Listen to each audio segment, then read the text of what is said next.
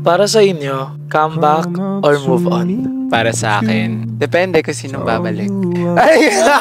Hindi kasi, di ba, there are breakups na maayos naman yung breakup. It's just that, hindi pa ayon yung panahon for them. So, depende sa sitwasyon kung sino yung babalikan. Pero if it's something na traumatizing, bakit ka babalik? Move on.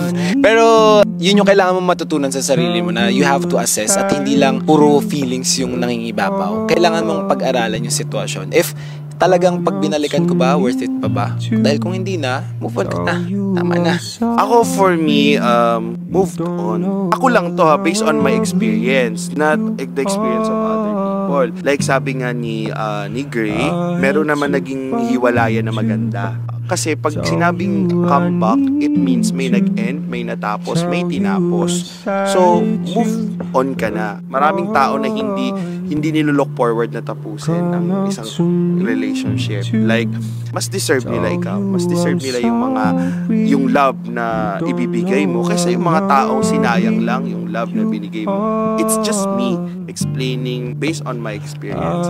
Para sa akin, move on. Kasi kung nagawa ka ng saktan ng taong yun sa unang pagkakataon, kapag nagbalikan kayo, hindi malabong gawin niya ulit kung anong yung ginawa niya nung una. Kasi kung hinayaan mo siyang bumalik ulit sa'yo, parang hinayaan mo na lang ulit na saktan ka niya. Kaya para sa akin, ano na lang talaga, move on. Kasi marami namang iba dyan na pwede pang mahalin. Hindi lang naman yung ex mo yung bigyan ng pagkakataon na mahalin ka. Pwede pa tayo magmahal ng iba, guys. Sa akin, comeback. Nag-react lahat, Lorgan! Ako, okay lang naman mag-comeback sa akin. Pero nga, depende din sa tao. Depende din sa ginawa. Depende din dun sa sakit na binigay.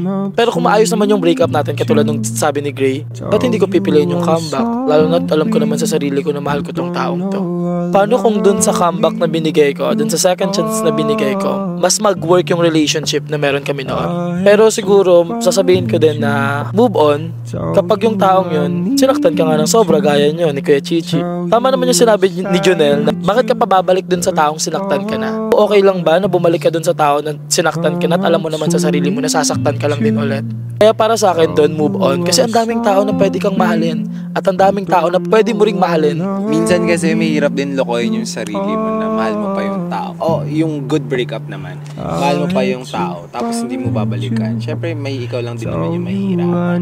Or otherwise, kahit hindi naman maganda yung breakup pero mahal mo pa yung tao, then kung gusto mo bigyan ng second chance, then go. Basta lagi nilang tandaan na they deserve what they tolerate. So, depende hanggang kung saan yung tolerance mo. Dun lang. Ako naman kasi, tama naman lahat ng sinabi nating lahat. I guess, I hope, tama naman lahat ng sinabi natin. Pero kasi at the end of the day, it's about kung sino at ano or kung paano nag-end ang isang bagay. 'Di ba? Kung maganda, then come back.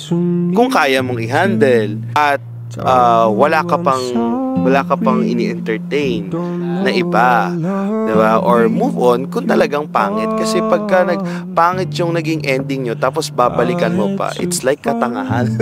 It's like katangahan talaga siya, kasi alam mo na sinaktan ka ng taong yan, bakit mo pa babalikan? Of course, everyone deserve a second chance, but for forgiveness, but not for entering your life again and destroying your life again. Siguro kahit maayos yung breakup na nangyari tapos naka-move on na ako, hindi ko napipiliin yung comeback. Move on na eh. Siyempre kahit sabihin natin na maayos yung breakup nun, siyempre may pain pa din doon na naranasan, diba?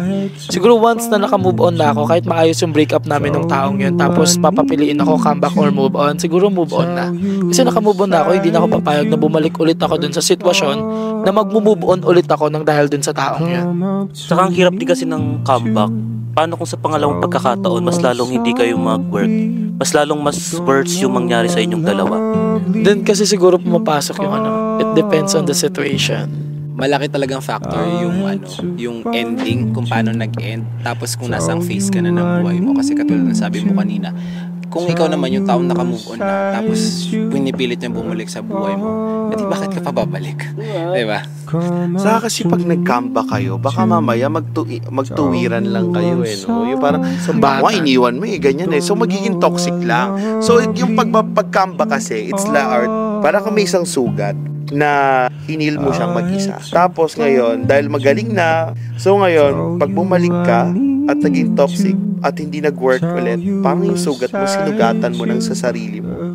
Ikaw na ang sumugat, hindi na siya. Kasi you have to chance na hindi na bumalik yung sugat na yun at hindi na bumalik yung sakit. Pero you still choose